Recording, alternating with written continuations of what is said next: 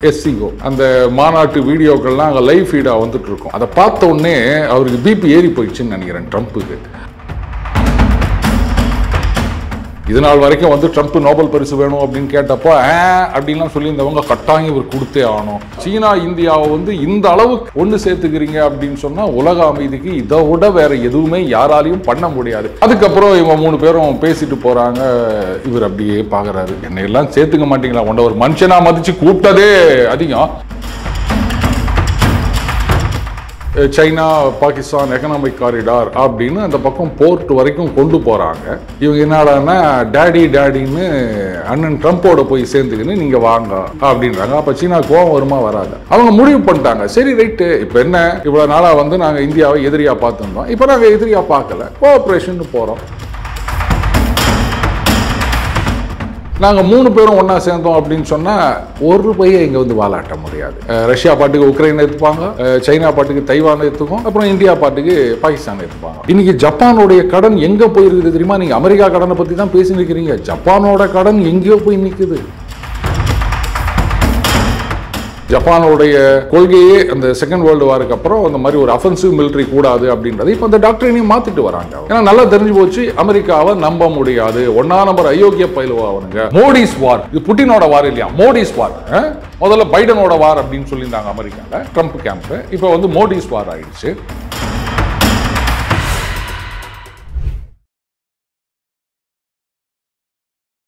இளையபாரத நேயர்களுக்கு வணக்கம். இன்னைக்கு நம்ம நேர்காணல நம்ம சிறப்பு விருந்தினர் ஜியோ பொலிட்டிக்கல் சக்கரவர்த்தி ரஷ்யன் ஏஜென்ட் இருக்கக்கூடிய நம்ம அருண் சார் அவர்கள் தான். சார் வணக்கம் சார். வணக்கம் விக்ரம். என்ன சார் ட்ரம்ப்பை வெறுப்பேற்றுறீங்களா சேர்ந்துக்கிட்டு? 3 பேர் சேர்ந்து ஜாலியாக சிரிக்கிறீங்க, எல்லாம் ஒட்டுக்கா போறீங்க, ஒட்டுக்கா வரீங்க, அவர் தனியாக விட்டீங்களா சார் அத்தாத்தில்? 4-5 நாளாக அண்ணன் வெள்ளையே காணும் பார்த்தியா? ஆமாம் சார். இதில் வேற வந்து அண்ணன் என்னது வெள்ளை சொக்கா கருப்பு பேண்ட்டு, அந்த மேட் இன் சைனா மகா தொப்பி போட்டுக்கின்னு கோல்ஃப் ஆடினார் அப்படின்லாம் சில ஃபோட்டோ வீடியோலாம் ரிலீஸ் பண்ணாங்க. உடனே அங்கே இருக்கிற ஃபேக்ட் செக்கெல்லாம் இது பண்ணிவிட்டு ஐயா இதுக்கு முன்னாடி எடுத்த ஃபோட்டோ வீடியோ இப்போ கிடையாது அப்படின்னு ஒரு கும்பல். இன்னொரு கும்பல் வந்து அந்த தொப்பிக்குள்ளே பாரியா அவர் முடியெல்லாம் கொட்டி போயிடுச்சு, என்ன ஆனார்னு தெரியல அப்படின்னு இன்னொரு கும்பல்.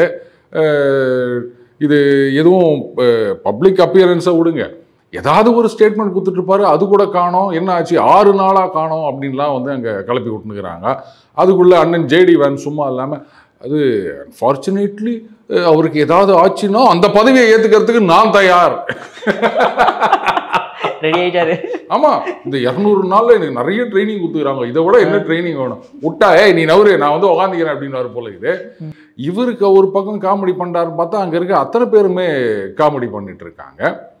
இதில் அந்த SCO நான் நினைக்கிறேன் அந்த மாநாட்டு வீடியோக்கள்லாம் அங்கே லைவ் ஃபீடாக வந்துட்டு இருக்கும். அதை பார்த்த உடனே அவருக்கு பிபி ஏறி போயிடுச்சுன்னு நினைக்கிறேன் ட்ரம்ப்புக்கு. அதனால் டாக்டர்களாம் ஐயோ இதோடு நீங்கள் வெளில போனீங்கன்னா ஏற்கனவே உளறது பத்தாதுன்னு இன்னும் கண்ணாபின்னான்னு உளர ஆரம்பிச்சிருவீங்க, அதனால் இந்த நாள் வெளியே அனுப்பாதீங்களா, உள்ளே உட்கார வைங்களா அப்படின்ட்டாங்க போல இது. அதனால தான் தலை காட்டலை அப்படின்னு நினைக்கிறேன்.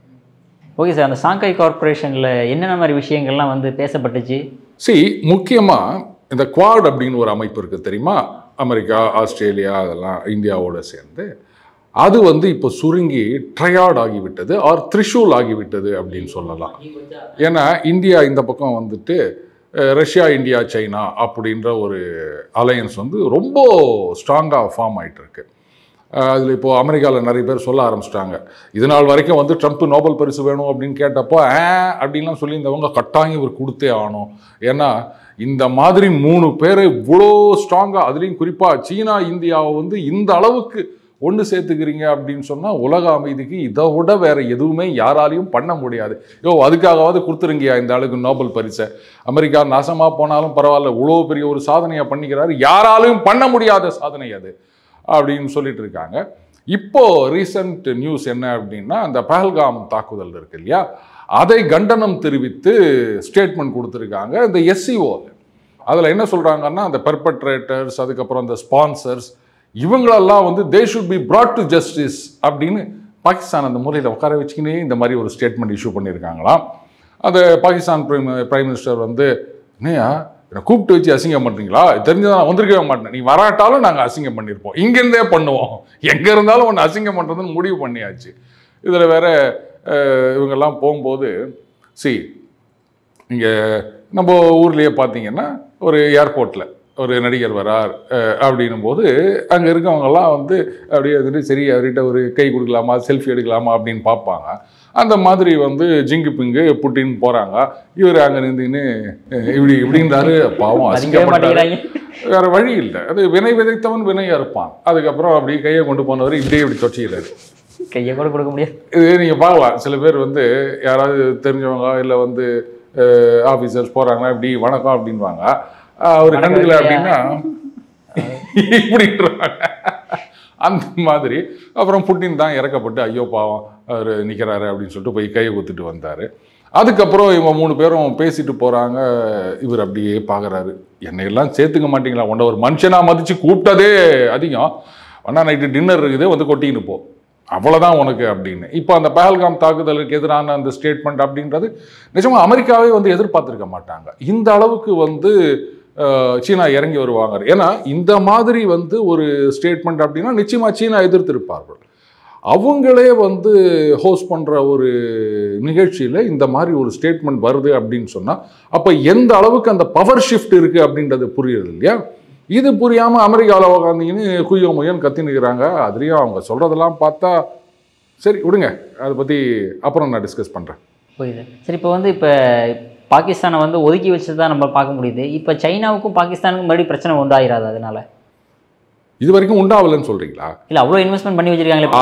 அதான் இத்தனை கோடியை கொட்டி அந்த சைனா பாகிஸ்தான் எக்கனாமிக் காரிடார் அப்படின்னு அந்த பக்கம் போர்ட் வரைக்கும் கொண்டு போகிறாங்க.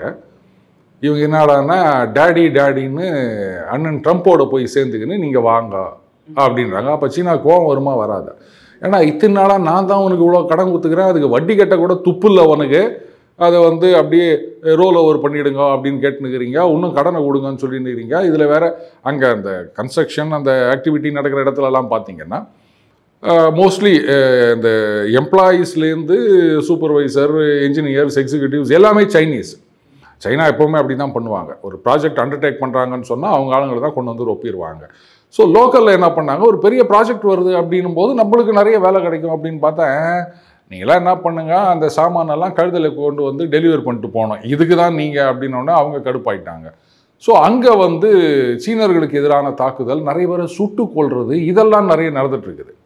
அப்போ எங்கள் ஆளுங்களெல்லாம் பலி கொடுத்து இத்தனை கோடியை செலவு பண்ணிக்கிறோம், நீ என்ன வந்து அமெரிக்காக்காரனோட சேர்ந்துக்கின்னு அவனுக்கு எல்லாத்தையும் நான் எழுதி ஊத்துறேன் ரேர் எர்த் மினரல்ஸ், அவரு என்னன்னா பாகிஸ்தான் ஆயில் சப்ளை பண்ண மேசிவ் ஆயில் ரிசர்வ் இருக்குது. எங்களால் என்னடா பைத்தியக்காரன் நினச்சி நிற்கிறியா நீ, உனக்கு இதான் இடம் அப்படின்னு சொல்லிட்டு கூப்பிட்டு வச்சு அசிங்கப்படுத்திருக்காங்க. இது ஒதுக்குறது அப்படின்றது மட்டும் இல்லை, அவங்க முடிவு பண்ணிட்டாங்க. சரி ரைட்டு, இப்போ என்ன இவ்வளோ நாளாக வந்து நாங்கள் இந்தியாவை எதிரியாக பார்த்துருந்தோம், இப்போ நாங்கள் எதிரியாக பார்க்கல, கோஆப்ரேஷன் போகிறோம், ஏதோ ஒரு ரூட் எனக்கு வந்துருச்சு. எங்களை த்ரெட்டன் பண்ணுறது அப்படின்னு சொன்னால் அது அமெரிக்கா தான். அப்போது நாங்கள் 3 பேரும் ஒன்றா சேர்ந்துட்டோம் அப்படின்னா இணைந்த கைகள். அதில் 2 பேர் ராம்கியும் அருண் பாண்டியனும். நாங்கள் 3 பேரும் ஒன்றா சேர்ந்தோம் அப்படின்னு சொன்னால் ஒரு பையை இங்கே வந்து வாலாட்ட முடியாது. ரஷ்யா பாட்டுக்கு உக்ரைனை எடுத்துப்பாங்க, சைனா பாட்டுக்கு தைவானை எடுத்துக்கும், அப்புறம் இந்தியா பாட்டுக்கு பாகிஸ்தான் எடுத்துப்பாங்க. ஆளாளுக்கு ஒவ்வொன்று எடுத்துக்கோ. யாரும் இங்கே வந்து குய்ய மொய்யெல்லாம் கத்த முடியாது. ஆனால் சார் அங்கே கூடவே இருக்கக்கூடிய அந்த ஜப்பானு சவுத் கொரியாலாம் சார் என்ன சார் பண்ணுவாங்க அப்புறம்? கரெக்ட்.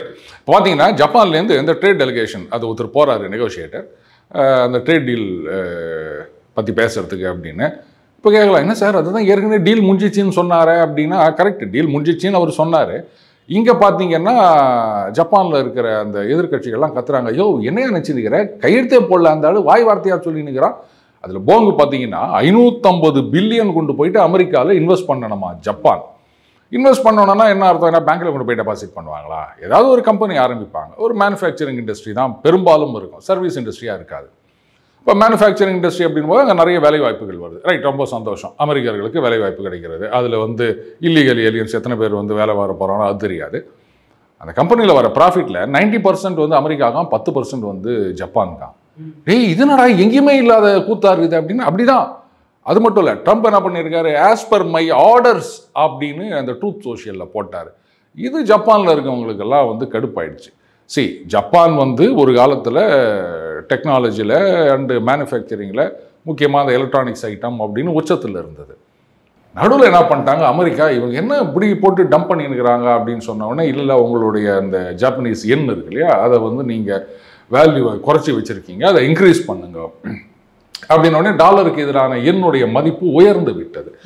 உயர்ந்து விட்டதுனால என்ன ஆகி போயிடுச்சு, அந்த எக்ஸ்போர்ட் எல்லாம் ஓகே, பட் இம்போர்ட் பண்ணுறது, ஜப்பான் நிறைய இம்போர்ட் பண்ணாங்க, எல்லாம் டாலரில் தானே, எல்லாமே காஸ்ட்லி ஆகிடுச்சு.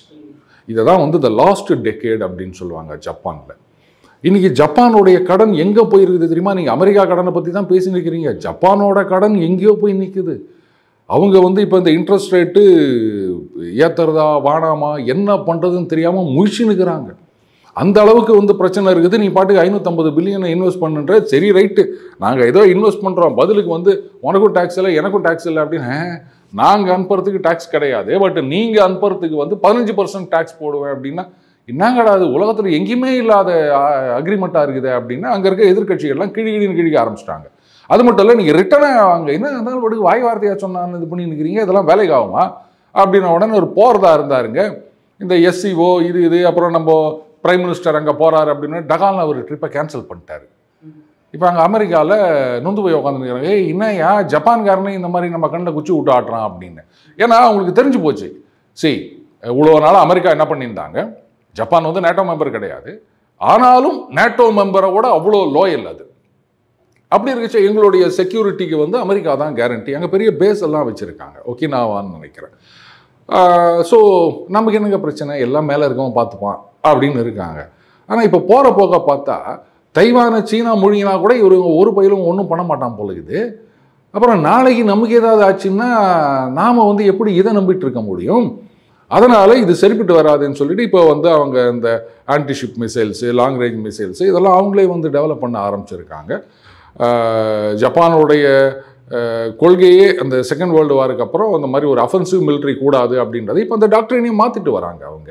ஏன்னா நல்லா தெரிஞ்சு போச்சு, அமெரிக்காவை நம்ப முடியாது, 1ஆம் நம்பர் அயோக்கிய பயிலுவானுங்க, கடைசி நேரத்தில் கை விட்டுருவாருங்க. அதை இப்போ உக்ரைன் அடி வாங்கி நிற்குது, அதான் நாங்கள் செக்யூரிட்டி கேரண்டின்றானுங்க. அதை பேச்சுவார்த்தை நடந்தது அலாஸ்காவில், அதான் உடனே எல்லாத்தையும் முடிச்சு விடுவோன்னு சொல்கிறானுங்க. இப்போ போட்டு போலன்னு பொழந்துங்கிறாரு, ஒரு பயிலும் வாங்கி திறக்க மாட்டேன்றான். உக்ரைனே இருக்காது போல இருக்குது இன்னும் ஒரு வருஷத்துக்குள்ளே. இவனெல்லாம் நம்பினா காரியம் ஆகுமா அப்படின்னு அவங்க முழிச்சிக்கினாங்க. அதே மாதிரி தான் சவுத் கொரியா, அவங்களும் டாரிஃப் 5% அப்படின்றாரு. இப்படி இருந்தால் அப்புறம் யார் அவங்களோட வியாபாரம் பண்ணுவாங்க? அவங்க பார்த்தாங்க, ஐயா இது சரிப்பட்டு வராது, நாம் வந்து இப்படி கொஞ்சம் மாறிக்கலாம் அப்படின்னு.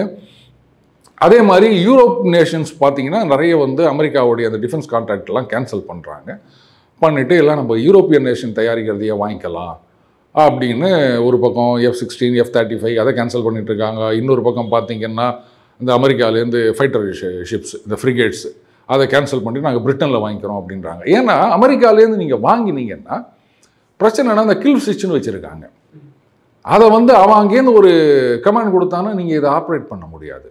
அப்புறம் எதுக்குடா நான் வாங்கி வச்சிருது, இதுனா வந்து இந்த இரும்பு கோட்டை முரட்டு சிங்கம் மாதிரி துப்பாக்கியை மட்டும் குத்துட்டு குண்டு இல்லாமல் குத்துட்டு போகிறதுக்கா? அதுக்கப்புறம் அந்த VS ராகவன் மாதிரி தான் யாராவது ஒருத்தர் போய் கேட்கணும் அப்படின்னு நினைக்கிறேன். அதான் வேணாம் சொல்லாதீங்க. அந்த இது கிழக்கு கட்டையா நாசர் வருவார், அந்த மாதிரி அண்ணன் ட்ரம்ப் பண்ணின்னுக்கிறாரு. அது வந்து அநேகமாக அந்த சிங்கங்களே போற்றும் சிங்கம் சிபோசி அந்த மாதிரி நாம் இப்போ அடிக்க போகிறோம்னு நினைக்கிறேன். அது கண்ணு கைண்டு உழப்போகுது. ஏற்கனவே தலைமுடி ஊந்துச்சுன்னு சொல்லின்னுக்கிறாங்க அமெரிக்காவில், கண்ணு எப்போ உழப்போகுதுன்னு தெரில. சரி சார், நீங்கள் சொன்னீங்க சார் உக்ரைனை வந்து பொழந்துட்டு இருக்காங்க. 2 நாளைக்கு முன்னாடி ஒரு வீடியோ பார்த்தா சார், என்னமோ ஒரு ஷூட்டிங் எடுக்கிற மாதிரி ஒரு ஷிப்பை எல்லா ஆங்கிள் இருந்துமே எடுத்து போடுறாங்களே சார், எப்படி சார் அந்த அளவுக்கா சார் அவங்க ரஷ்யா? நான் தான் சொன்னேன் இல்லையா, ரஷ்யா வந்து அவங்களுடைய ஃபுல் ஃபோர்ஸை காமிக்கலை. அவங்களுடைய எண்ணம் என்னன்னா உக்ரைனை நாசப்படுத்துவது அப்படின்றது கிடையாது. பார்ப்பா இந்த கண்டிஷனுக்கு ஒத்துக்கோ, நாங்கள் அத்தோடு நிறுத்திடுறோம் அப்படின்னு இவங்க கேட்கறதா இல்லை. அதுக்கப்புறம் போன தடவை இவர் சொல்லாரு, என்னங்க அலாஸ்காவில் பேச்சுவார்த்தை நடத்தி நீ குண்டு போடுறாங்களா அப்படின்னு. நீ வந்து இஸ்தான்புல்ல பேச்சுவார்த்தைக்கு முன்னாடி ஆப்ரேஷன் ஸ்பைடர் வெப்னு நீ அங்கே போயிட்டு குண்டு போடலையா? அப்போ அவங்க மட்டும் சும்மா இருப்பாங்களா? அது மட்டும் இல்லை, இப்போது ட்ரம்ப்பை பொறுத்த வரைக்கும் அவர் வந்து அமெரிக்க கம்பெனிகளுக்கு கான்ட்ராக்ட் அப்படின்றத விட ட்ரம்ப் கார்பரேஷனுக்கு கான்ட்ராக்ட் அப்படின்றதெல்லாம் உஷாராக இருக்கார். இப்போ பார்த்தீங்கன்னா அந்த ஒரு நெகோஷியேட்டர் விட்காஃப், அவர் வந்து டிப்ளமேட்டும் கிடையாது, அரசியல்வாதியும் கிடையாது, அவர் ரியல் எஸ்டேட்டு டெவலப்பர். அவர் அமைச்சு பேச்சுவார்த்தைக்கு அமைச்சார். நம்ம ஏற்கனவே பார்த்தோம், அவருக்கு வந்து இது உக்ரைனுடைய பார்ட் என்ன, ரஷ்யாவுடைய பார்ட் என்னன்னு தெரியல, சொன்னதெல்லாம் தலையாட்டு வந்தார் அப்படின்னு. அலாஸ்காவுக்கு வரும்போது புட்டின் என்ன பண்ணியிருக்காரு, நிறைய அந்த பிஸ்னஸ் மேனை கூப்பிட்டு வந்துட்டார். ட்ரம்ப்போட கண்ணில் டாலரை காமிச்சிட்டார். கண்ணில் காசை காட்டப்பா அப்படின்ற மாதிரி 2 கண்ணுலேயே டாலர் தெரிஞ்ச உடனே அவர் யோசிச்சாரு, உக்ரைனோட நம்ம அக்ரிமெண்ட் போட்டுக்கிறோம், அது வந்து கவர்மெண்ட் டு கவர்மெண்ட் அக்ரிமெண்ட்டு, 3 வருஷம் கழிச்சு அவர் வெளில போயிட்டார், ரிட்டையர் ஆகிட்டார் அப்படின்னு சொன்னால் அதுக்கப்புறம் அப்போ யார் கவர்மெண்ட் வருவாங்களோ அவங்களுக்கு சாதகமாக யார் ஃபண்டிங் கொடுக்குறாங்களோ ஸ்பான்சர் பண்ணுறாங்களோ அவங்களுக்கு தான் அந்த கான்ட்ராக்ட் போகும். பேசாமல் அந்த உக்ரைன் ரஷ்யா ஆயிடுச்சு அப்படின்னு வச்சுக்கோங்களேன், அப்போ நம்ம ட்ரம்ப் கார்பரேஷனோட டீல் போட்டுக்கலாம் ரஷ்யாவோட. அதுக்கப்புறம் வரவன் சாங்ஷன் போட்டான்னா போடாட்டின்னா நம்ம பாட்டுக்கு வேற எங்கேயாவது வச்சு நவுத்திக்கலாம் அப்படின்ற கணக்கில் இருக்கார் போல இது. பட் ஒன்று மட்டும் நல்லா தெரியுது, இந்த ஹெட்லெஸ் சிக்கன்னு சொல்லுவாங்க, அந்த மாதிரி தலை தெறிக்க ஓடிட்டு இருக்கிறாங்க அமெரிக்காவில் இருக்கவங்க எல்லாரும் அவுட் ஆஃப் ஃப்ரஸ்ட்ரேஷன். என்னென்னவோ பண்ணி பார்த்தாங்க. இன்னைக்கு வந்து இவங்களுடைய முயற்சிகளுக்கெல்லாம் தடையாக இருக்கும் ஒரே விஷயம் இந்தியா. ஏன்னு கேட்டிங்கன்னா, இந்தியாவை வழிக்கு கொண்டு வந்துட்டாங்க அப்படின்னு சொன்னால் அதுக்கப்புறம் சைனாவை வழிக்கு கொண்டு வருது பெரிய விஷயம் கிடையாது. அதனால தான் சீனா வந்து இன்னைக்கு நமக்கு சப்போர்ட்டாக வராங்க. இந்தியா மட்டும்தான் வந்து இப்படியா அப்படியா அப்படின்னு உழறதுக்கு இந்த பவர் ஷிஃப்ட்டுக்கு ஒரு பெரிய ஃபேக்டராக இருக்குது. இந்தியாவை அவங்க ப்ரெஷர் பண்ணி ஒத்துக்க வச்சுட்டாங்க அப்படின்னா ரஷ்யா சீனா மட்டும் ஒன்றும் பண்ண முடியாது. இன்றைக்கி நம்மக்கிட்ட வந்து அந்த எக்கனாமிக் வேல்யூ அந்த அளவுக்கு இல்லை அப்படின்னாலும் அந்த ஒரு ஸ்டேட்டஸ்னு ஒன்று இருக்குது. ஸோ அதனால தான் வந்து அமெரிக்கா பயந்துட்டு இருக்காங்க. இன்றைக்கி அந்த பீட்டர் நவரோ என்ன பேசியிருக்காரு பார்த்தீங்களா? என்ன சொல்லியிருக்காரு, இந்த மாதிரி வந்து முதல்ல என்ன சொன்னார், இப்படி இல்லை அப்படி இல்லை, யூ ஆர் ஃபண்டிங் மோடிஸ் வார், இது புட்டினோட வார் இல்லையா, மோடிஸ் வார். முதல்ல பைடனோட வார் அப்படின்னு சொல்லியிருந்தாங்க அமெரிக்காவில் ட்ரம்ப் கேம்ப்பு. இப்போ வந்து மோடிஸ் வார் ஆயிடுச்சு. இப்போ கடைசியாக என்ன பண்ணிட்டாங்க, அண்ணன் ராகுல் காந்தியோடைய அந்த ஆயுதத்தை கையில் எடுத்திருக்காங்க. Brahmins are profiteering at the cost of all Indians அப்படின்னு இருக்காங்க. அதாவது இந்த ஆயில் வாங்கிறதுனால இந்தியாவில் பிராமணர்களுக்கு மட்டுமே லாபம் வருகின்றது, ஒட்டுமொத்த இந்தியர்களும் நஷ்டம் அடைகின்றனர் அப்படின்னு. இது நம்ம ராகுல் காந்தி எங்கே போனாலும் பாருங்க, இதில் வந்து எத்தனை ஓபிசி இருக்காங்க, எத்தனை தலித் இருக்காங்க, இப்படித்தான் அவர் கேட்டுட்டு வருவார். பார்த்தீங்களா, அதே பாணியை இவர் கையில் எடுத்திருக்காரு. ஆனால் இப்போ நான் இதில் ஒரு குறுக்கு சால் ஓட்டவா, இங்கே இருக்கவங்களாம் என்ன சொல்லியிருந்தாங்க, இந்த மாதிரி ரஷ்யா கிட்டேருந்து ஆயில் வாங்குறதுனால அதுலேயும் இந்த என்னது இளம் சீனியர் லாயரா இல்லை சீனியர் இளம் லாயரா ஒருத்தர் அவர் கூட சொல்லியிருக்காரு, இந்த மாதிரி வந்து ரஷ்யா கிட்டேருந்து ஆயில் வாங்குறதுனால தான் இவ்வளோ பிரச்சனையுமே, அந்த ஆயில் வாங்குறதை நிறுத்திட்டீங்க அப்படின்னு சொன்னால் அந்த சாங்ஷன்ஸ்லாம் போயிடும் அப்படின்னு. விலகுன 25% போனாலும் இன்னொரு 25% இருக்க தான் செய்யும். இது வந்து ஆயில் காரணம் இல்லை அப்படின்றது உலகத்துக்கே தெரியும். இந்த மாதிரி குண்டு சட்டில் குதிரை ஓட்டுறவங்களுக்கெல்லாம் தெரியாது, அது தெரியாத மாதிரி நடிப்பாங்க. அண்டு இந்த ரஷ்யா கிட்டேருந்து ஆயில் வாங்கிறது வந்து அம்பானி அதானி இவர்களது லாபத்துக்காக அப்படின்னு. சரி, இப்போது அம்பானி அதானி இவர்கள் லாபத்துக்காக, இவர்கள் மூலம் மோடியின் லாபத்துக்காக அப்படின்னு இவங்க சொல்லிட்டு தெரியுறாங்க. ஆனால் அவர் நவரோவ் என்ன சொல்லிட்டாரு, பிராமணர்கள் லாபம் அடைகின்றனர் அப்படின்றாரு. அம்பானி வந்து ஓபிசியா, அதுக்கப்புறமா அதானி வந்து ஜெயின் கம்யூனிட்டியா, மோடி அவர்கள் வந்து எம்பிசி. அப்போ பிராமணர்கள் லாபம் அடைகின்றார்கள்னா இந்த அம்பானி அதானி இவர்களெல்லாம் இல்லாமல் வேற ஏதோ ஒரு கம்பெனி இருக்குது போல, நமக்கு தெரியாம ஆயில் இம்போர்ட் பண்ணிருக்கிறாங்க. அமெரிக்காவுக்கு தெரியாம இம்போர்ட் பண்றது போக இந்தியாவுக்கே தெரியாம, இங்க இருக்கிற அரசியல்வாதிகளுக்கே தெரியாம அவங்க வந்து மில்லியன்ஸ் ஆஃப் பேரல் இம்போர்ட் பண்ணி யாருக்கு விற்கிறாங்கன்னு தெரியல, எவ்வளோ லாபம் வருதுன்னு தெரியல. பிராமண சங்கத்தில் ஒன்றா கேட்டு பார்ப்போமா, எந்த அளவுக்கு வந்து பைத்தியம் முத்தி போயிடுச்சு அப்படின்னு சொன்னா ட்ரம்ப்புடைய அட்வைசர் இந்த மாதிரி பேசுவார். ஏன்னா என்னென்னவோ ட்ரை பண்ணி பார்த்தாங்க. இன்னைக்கு வந்து ரஷ்யா கிட்டேருந்து ஆயில் வாங்குறோம் அப்படின்னு சொல்லினுக்கிறீங்களே, இப்போ ஆயில் வாங்குறத நிறுத்திருந்தாங்கன்னா என்ன தெரியுமா சொல்லிருப்பாங்க, பார்த்தீங்களா 56 இன்ச்சுன்னு சொன்னாங்க, மோடி மெர்சல் ஆகிட்டார் பாருங்க அப்படின்வாங்க. சரி, செப்டம்பர் 5ஆம் தேதி அமெரிக்க ஏகாதிபத்தியமே அப்படின்னு இது நாள் வரைக்கும் பெருசாக குரல் கொடுக்காம இருந்த டோலர்கள் வந்து ஏதோ போராட்டம் நடத்த போகிறாங்களாம். இப்போ அமெரிக்க ஏகாதிபத்தியம் தான் ஆயில் வாங்க வேணாம்னு சொல்லுது. அப்போ நீங்கள் என்ன பண்ணணும், மோடி ஆயில் வாங்கியே தர வேண்டும், அமெரிக்க ஏகாதிபத்தியத்துக்கு பணியக்கூடாது சொல்லணுமா வேணாமா இந்த டோலர்ஸ்? ஏன் சொல்லலை? காரணம் என்னன்னா, அதுக்கப்புறம் இவங்க சகாவுக்கெல்லாம் அமெரிக்காவில் ட்ரீட்மெண்ட் போகணும்னா விசா கொடுக்காம விட்டாங்கன்னு என்ன பண்ணுறது இருக்குல்ல. இங்கே வந்து அதானின்னு சொல்லிடுறாங்களே, சகாவு ஒரு ட்வீட் போட்டுக்கிறாங்க, அதானி வந்து இது மாதிரி இவ்வளோ தொழில்கள் துவங்கியுள்ளார், பெரிய கோஆபரேஷன் முன்னேற்றம் அப்படின்னு. ஏன் நீங்கள் என்னன்னா அதானி அம்பானின்னு கத்தி நிற்கிறீங்க, அங்கே அவரை கூப்பிட்டு உட்கார வச்சிங்கன்னு இங்கே வந்து இன்னும் இன்வெஸ்ட் பண்ணுங்க அப்படின்னு சொல்லி நிற்கிறாங்க. வெக்கமா இல்லை உங்களுக்கு? என்ன பேசி நிற்கிறீங்க நீங்கள்? உங்களுக்கு ட்ரீட்மெண்ட் வேணும்னா மட்டும் அந்த ஏகாதிபத்திய நாடு வேணும். ஆனால் வந்து ஏகாதிபத்தியமே ஒழிக ரொம்ப நாளாக இவங்க இது மாதிரி குரல் கொடுக்காம இருந்தாங்க டோலர்ஸ். பார்த்தீங்களா? இப்போதான் குரல் கொடுத்துக்கிறாங்க. அப்போ நீங்கள் என்ன பண்ணணும்? ரஷ்யா கிட்டேருந்து ஆயில் வாங்கியே தீர வேண்டும் சொல்லணுமா வேணாமா? சீனா வாங்கினுக்குது இல்லை, அதுதானே உங்களுக்கு தாய்நாடு மாதிரி. அப்போ நாங்களும் வாங்குவோம் அப்படின்னு ஏன் ஒரு வார்த்தை கூட சொல்ல மாட்டேங்கிறாங்க டோலர்ஸு? இன்னைக்கு ரஷ்யா கிட்டேருந்து ஆயில் வாங்குறத நிறுத்தினா என்ன ஆகும் தெரியுமா? பயந்துட்டான். நம்ம அதை வடிவேல் சொல்வாரு, இவன் இன்னைக்கு கடையை மூடிட்டு போயிட்டான்னா நமக்கு ஒரு அடிமை சிக்கிட்டான் அப்படின்னு. நம்ம ரஷ்யா கிட்டேருந்து ஆயில் வாங்குறத நிறுத்தினோம் அப்படின்னு சொன்னால் முடிஞ்சு போச்சு. அப்புறம் 100%, 500% அப்படின்வாரு. எல்லாத்துலேயும் வந்து அவர் தலையை விடுவார். அதுக்கப்புறம் அங்கேருந்து அக்ரிகல்ச்சர் ப்ராடக்ட்ஸு, இந்த மில்க் ப்ராடக்ட்ஸு எல்லாத்தையும் நீ இறக்குமதி பண்ணித்தான் ஆனோம் அப்படின்வாரு.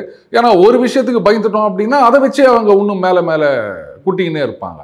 இது கூட புரியாமல் ஆயில் வாங்காத, ஒருத்தருக்கு பெனிஃபிட்டு பைத்தியகாரத்தனமாக உளறி நிற்குதுங்க இதுங்க. அந்த ஆயில் வாங்கலாம், இப்போ வேறு பக்கம் ஆயில் வாங்கினா கன்ஃபார்மாக பெட்ரோல் ரேட் இன்க்ரீஸ் ஆகும் தானே சார்? அப்புறம் அதுதான் இங்கே இருக்கிற விளக்கணைங்களுக்கு புரிய மாட்டுது. நம்ம இப்போ ரஷ்யா கிட்டேருந்து ஆயில் வாங்குறத நிறுத்தினோம் அப்படின்னு வச்சுக்கோங்களேன், அடுத்தது என்ன பண்ணுவாங்க? சைனாக்கு செக் வைப்பாங்க. ஆல்ரெடி அவங்களுக்கு 55% போட்டுக்கிறாங்க. அதுக்கு மேலே இருக்கிறதுக்கு தான் இப்போ ஒரு பாஸ் அப்படின்னு ஏதோ ஒன்று கொடுத்து வச்சுருக்காங்க. ஏதோ 6 மாதமோ 3 மாதமோ ஏதோ ஒன்று நிறுத்தி வச்சுருந்தாங்க.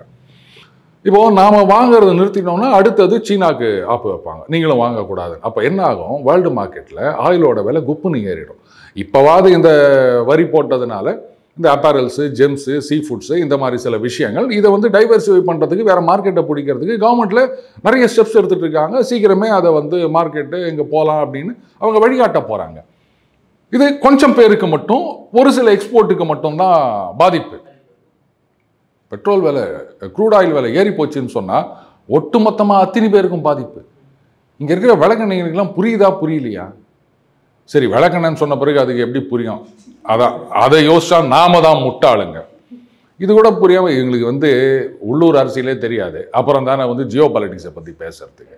எக்கானமியும் தெரியாது, ஜிஎஸ்டியும் தெரியாது, பாலிட்டிக்ஸும் தெரியாது. ஆனாலும் நாங்கள்லாம் வந்து சரி விடுங்க, நாம தான் அதை புரிஞ்சுக்கணும். Okay sir. அடுத்தது பாகிஸ்தானுடைய டெப்யூட்டி பிரைம் மினிஸ்டர் சார் இசக்தார், அதுவுமே வந்து இந்தியாட்ட வந்து கெஞ்சிக்கிட்டு இருக்க மாட்டோம் பேசுறதுக்கு அப்படின்ற அளவுக்கு சொல்லியிருக்காரு சார். காம்போசிட் டைலாக் பேச வாங்க அப்படின்ற மாதிரி சொல்லியிருக்காரு சார். அந்தளவுக்கு தைரியம் வந்துருச்சா சார் பாகிஸ்தானுக்கு? மழை ஏற்கனவே மழையில் பாவம் எல்லாம் மிதந்துக்கிட்டு இருக்காங்க, இந்த அளவுக்கு பேசுகிறாரு சார். நான் ஒன்று சொல்லிட்டேன், இப்போ நான் சொல்கிறேன். ஸ்டீவன் ஸ்பீல்பர்க் அவர் படத்தில் நடிக்க கூப்பிட்டா நான் போக மாட்டேங்க, நான் முடிவெடுத்துட்டேங்க. ஏன்னா அவர் எப்படியும் கூப்பிட போகிறது கிடையாது. அதனால நம்ம தைரியமாக சொல்லிக்கலாம்ல.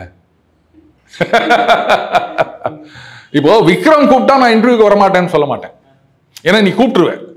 ஆனால் ஸ்டீவன் ஸ்பீல்பர்க் என்னை கூப்பிட போகிறது கிடையாது, அதனால தைரியமாக சொல்லிக்கலாம். அந்த மாதிரி தான் இந்தியா வந்து அவங்க சொல்கிறத கண்டுக்கிறதே கிடையாது. அதனால இவங்களா சொன்னாங்க பேச்சுவார்த்தைக்கு ரெடினாங்க. அதுக்கப்புறம் நாங்கள் கெஞ்சிட்டு இருக்க மாட்டோம், வரமாட்டாங்க. டேய், நீ எங்கேயாவது போயிட்டு ஏதாவது உளறிட்டுறா, நீ பேசுறது என்ன நாங்கள் கவனிக்கிறது கூட கிடையாது, கண்டுக்கிறதே கிடையாது. நீ எதையோ ஒன்று கத்திட்டு போ, கியாமையான இந்த கதவுல ஆகப்பட்ட எலி மாதிரி கத்திட்டு போ. யாருக்கு என்ன வந்தது? அங்கேயே கூப்பிட்டு வச்சு அசிங்கப்படுத்தி அமுச்சிக்கிறாங்க. அதை கூட தெரியாமல் நீ இது மாதிரிலாம் வந்து வீராப்பு பேசினுக்கிற. எத்தனை நாளைக்கு வந்து ட்ரம்ப்பை நம்பிட்டு இருப்ப? ஜப்பானு, யூரோப்பியன் யூனியன் இவங்களையே கை கழுவி விட்டார் இவர். இந்த பாகிஸ்தானை கை கழுவி விடுறதுக்கு எவ்வளோ நேரம் ஆகும்? யாரும் அவங்ககிட்ட சொல்லலை போகுது, சார் அங்கே ஆயில் இருக்குதுன்னு ஏமாத்தினுக்கிறாங்க. ஆக்சுவலாக அங்கே தரையில் அந்த ஆயில் இருக்குது இல்லை, அது தெரியுதுல்ல, வேற ஒன்றும் இல்லை சார். அந்த பக்கமாக போன வண்டியிலேருந்து ஆயில் லீக் ஆகிருக்குது, அதை பார்த்துட்டு யாரோ சொல்லிக்கிறாங்க அங்கே பூமியில் ஆயில் இருக்குதுன்னு அப்படின்னு யாராவது ட்ரம்ப் கிட்ட சொல்லிட்டாங்கன்னா அதோட கை கழுவிடுறாரு. ஐயோ, உங்கள் ஊரில் ஆயில் இல்லையா, அப்போ எனக்கு வேணாம் அப்படின்னு. அப்போ எங்கே போய் நிற்பாங்க அவங்க? அதே மாதிரி தான் பங்களாதேஷ். விடுங்க, காமெடி பண்ணிட்டு இருக்கவங்க மற்றவங்களுக்கு ட்ராஜடி பண்ணணும் அப்படின்னு நினச்சாங்க. இன்னைக்கு அவங்களுடைய லைஃப் வந்து ஒரு சிக் காமெடியாக இருக்குது. நம்ம இதை என்ஜாய் பண்ணிட்டு தான் போகணும். ஏன்னா கர்மா வில் கம் பேக், அது மாற்ற முடியாதது இல்லையா? பண்ணதுக்கெல்லாம் அனுபவிக்கணும்ல, பரிதாபமே படக்கூடாது. இன்னும் நீங்கள் அனுபவிக்க வேண்டியது நிறைய இருக்குடா, நாங்கள் பார்த்து ரசிக்க போகிறோம். இதானே கிளைமேக்ஸு. கடைசி ஒரே ஒரு கேள்வி சார். இப்போ ட்ரம்ப் அவர்கள் இஷ்டத்துக்கு அவர் பண்ணிட்டு இருக்கிறது வந்து எதிர்கட்சியினராகட்டும், அவங்க கட்சியினரே நிறைய பேர் எதிர்ப்பு தெரிவிச்சிட்டு இருக்காங்க. இவர் வந்து இப்போ மாற்றுறதுக்கான பாசிபிலிட்டி இருக்கா அவர்? அதாவது இந்த ஓட் ஃபார் கான்ஃபிடன்ஸ் அந்த மாதிரிலாம் போட்டு? இல்லை, அந்த மாதிரிலாம் கிடையாது. இம்பீச்மெண்ட் மோஷன் இருக்கு, அதுக்கு வந்து இப்போதைக்கு அங்கே சான்ஸ் கிடையாது. இவர் தான் கன்ஃபார்மாக 2028 இவர் தான். இல்லை, அது நான் இப்போ சொல்ல மாட்டேன், அது அப்புறம் நம்ம பேசலாம். ஆனால் அங்கே என்ன நடக்குது அப்படின்னு கேட்டால், நான் நினைக்கிறேன் இந்த 4 வருஷம் சும்மா இருந்தார்ல, அப்போ வந்து நம்ம நாட்டு அரசியலை அவர் கீனாக வாட்ச் பண்ணிக்கிறார் அப்படின்னு நினைக்கிறேன். அந்த வீடியோக்கெல்லாம் பார்த்தீங்கன்னா தெரியும், அவர் உட்காந்துப்பார், சுற்றி எல்லாம் உட்காந்துப்பாங்க, உலகம் போற்றும் உத்தமரே இருங்க இருங்க இருங்க இருங்க, எனக்கு புகழ்ச்சி பிடிக்காது. ஆனா புகழத்திற்கு உங்களுக்கு இருக்க உரிமையை நான் வந்து தடுக்க மாட்டேன். ஏன்னா ஃப்ரீடம் ஆஃப் எக்ஸ்பிரஷன். அவர் பார்ப்பார், ஐயோ உலகம் போற்றும் உத்தமரேன்னு இந்த ஆள் சொல்லிட்டான், அப்ப நாம என்ன சொல்றது, பிரபஞ்சம் போற்றும் உத்தமரே. அது அது அடுத்தது. இந்த மாதிரி மீட்டிங்னு சொல்லிட்டு இப்படித்தான் பண்ணினுக்கிறாங்க. நான் ஜோக் சொல்லலை, நிஜமா நடக்கிற விஷயம். ஒவ்வொருத்தரும் போட்டி போட்டு, ஆஹா நீங்க வந்த உடனே தான் லேபர் இது மாறிடுச்சு, நீங்க வந்த உடனே தான் அமெரிக்கா அப்படி ஆயிடுச்சு, இது அப்படி ஆயிடுச்சு, டாலர் இப்படி ஆயிடுச்சு அப்படின்னு போட்டி போட்டுன்னு சொல்லினுக்கிறாங்க. இது வந்து பத்தல, கேட்கல. சார் இங்க தமிழ்நாட்டில் சிஎம்க்கு என்ன பண்றாங்களோ அந்த மாதிரி தான் அங்க அப்படியா? இங்கேயாவது வந்து எனக்கு புகழ்ச்சியே பிடிக்காது அப்படின்லாம் சொல்லியிருக்காங்க ஒரு காலத்துல. ஆனா அவர் அதையும் சொல்ல மாட்டேங்கிறாரு, டேய் பத்தலடா அப்படின்றாரு அவரு. ஸோ அதனால இப்போதைக்கு வந்து அந்த இம்பீச்மெண்ட் அப்படின்றதெல்லாம் எதிர்பார்க்க முடியாது. இன்னும் 6 மாசத்துல வந்து it will start pinching the economy and மக்களை போட்டு இது பண்ணோம். அடுத்தது மிட் டர்ம் எலெக்ஷன் சொல்லுவாங்க. அதுல வந்து அடி வாங்கும்போது தான் வந்து ஏற்கனவே அவருடைய அப்ரூவல் ரேட்டிங் வந்து ரொம்ப டவுன்ல போயிடுச்சு. கேட்டா இது ஹையஸ்ட்ல இருக்குன்றாரு. லூசு, இதுதான் வந்து கீழேந்து ஹையஸ்ட், ரெண்டாவது. இது கூட தெரியாம இது ஹையஸ்ட்னு சொல்லி நிற்குது. இது ஒண்ணுமே புரியல. நிஜமாவே இந்த ஆள் லூஸா இல்ல லூசு புரியுதா? ஒன்று சொல்லுவாங்களே, அது நீ ஆரம்பத்துல இருந்து இப்படித்தானா இல்ல இப்படித்தான் ஆரம்பத்துல இருந்தா அப்படின்வாங்களே, அந்த மாதிரி எல்லாம் எப்படி ரியாக்ட் பண்றதுன்னு தெரியாம முடிச்சு நிற்கிறாங்க. ஒரு 6 மாசம் கழிச்சு எல்லாரும் இப்பவே கொஞ்சம் கொஞ்சமா விலை ஏறி நிற்குது. 6 மாசத்துல ஃபுல்லா அடி வாங்கும் போது அப்போ தெரியும் அவங்களுக்கு அதெல்லாம். ஓகே சார், உங்க அற்புதமான கருத்துக்கள் இளையபாரதியோட உட்கார்ந்ததற்கு மிக்க நன்றி சார். நன்றி விக்ரம்.